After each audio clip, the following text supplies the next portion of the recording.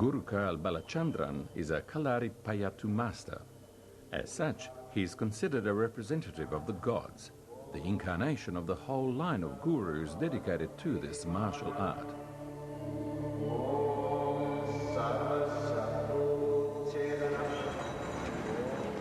With its magical beauty, the small state of Kerala is the garden of India. Bathed by the Indian Ocean, this little tropical paradise is in the far southwest of India.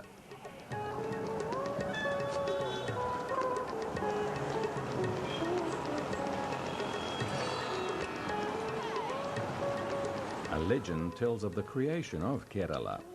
The Hindu god Vishnu came down to earth in human form as Lord Parasurama and threw his heavy war axe into the sea. Where it touched the water, the ocean receded and Kerala emerged. Parasurama became the first Guru Kal, chose 21 disciples and taught them the art of Kalaripayattu so they could protect the new land.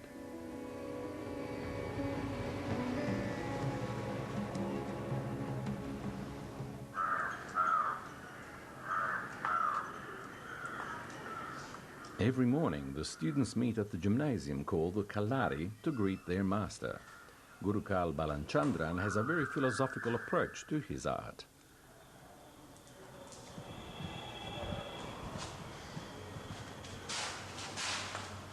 Kalaripayattu is not alone a fighting art. It's a culture. It's an inheritance of a country. I mean, we are trying to keep it alive. We want this tradition to survive. Spirituality plays a very important role in Kalaripayattu. We use spirituality to train the mind. You see, it's not only training of the body, it is training of the body, training of the mind, and synchronizing body and mind to one.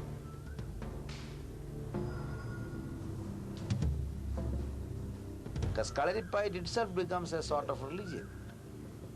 It teaches brotherhood. We are not making fighters.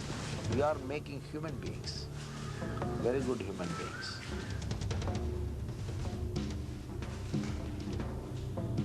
Balachandran teaches a martial art whose origins long predate Christianity, yet the style and techniques haven't changed. Kalaripayattu reached its peak in the 15th century, at a time when the feudal lords who ruled the region were fighting endless territorial disputes. To prevent pointless bloodshed, they would send two warriors to fight against each other rather than the entire armies. These were Kalaripayattu masters. They'd fight to the death, believing that to remain alive in defeat was unworthy.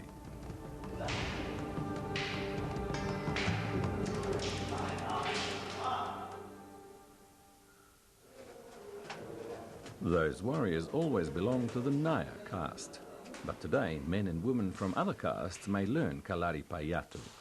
But the Nair's code of honour remains, particularly as regards respect and spirituality. Today there are about 500 Guru Kals who, like Balachandran, teach in Kerala. It is very difficult to find girls joining the schools like this. When they come for a particular age, then they won't continue. Women are not weak in any way. If you give the same training to a woman, she will become strong and she'll be able to do everything what man does.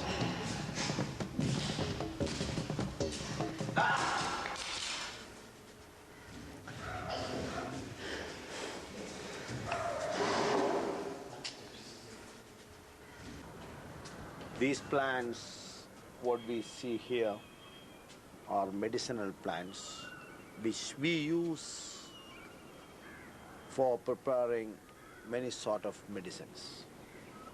This plant, it can even be used as a food item. With the meals we prepare a sort of chutney which cure the abdomen problem, industrial problem. Now this is a very rare plant. It is almost extinct now. It's known as muroti.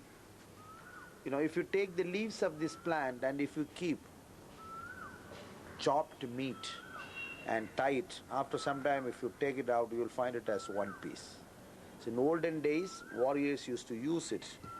After the war, when they get severe injuries, they put this juice and the leaves of this plant for curing the wound without stitches. The modern world, the modern fashion, we forget about nature, and when we forget about nature, we forget about God. These are all godly given plants. Beautifully can be grown at home, and it's a part of tradition. We just pass the knowledge of this plant to the next generation. And when I come to this place, I feel very happy. At times when I mentally feel disturbed, I come and spend time here because it's all medicinal. The wind, the breeze comes through this, cure my mind and body. I talk to the plant, they understand me, they talk to me, I feel very happy.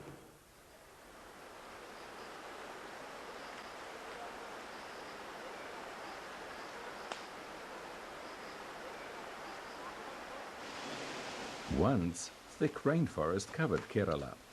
Kalaripayattu found its inspiration in studying the movement of wild animals like the lion, the elephant, the boar, and the cobra. The warm-up exercises consist of a series of movements to improve agility, suppleness, balance, and energy flow. A Kalaripayattu warrior had to be able to move as fluidly as water. In the 17th century, when the English took control of India, they outlawed Kalaripayattu. In the following centuries, it was practiced underground and nearly disappeared. Students must learn to control their breathing and their inner energy. A Kalaripayattu master can will his heartbeat to slow down and even stop.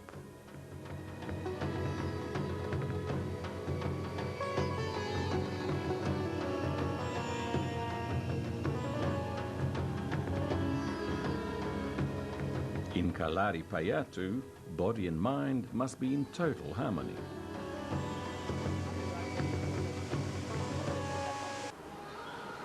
Although Kalaripayattu greatly influenced other martial arts such as karate and Chinese boxing, it is not practiced outside Kerala.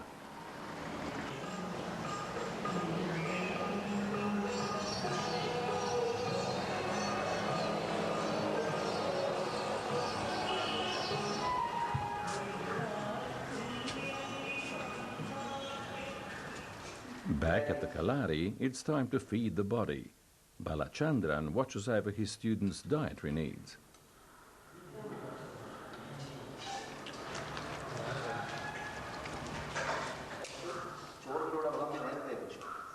Guru Balachandran teaches a style of Kalaripayattu based on powerful movements of the arms and torso. His technique also relies on the weapons used in the past to fight various invaders.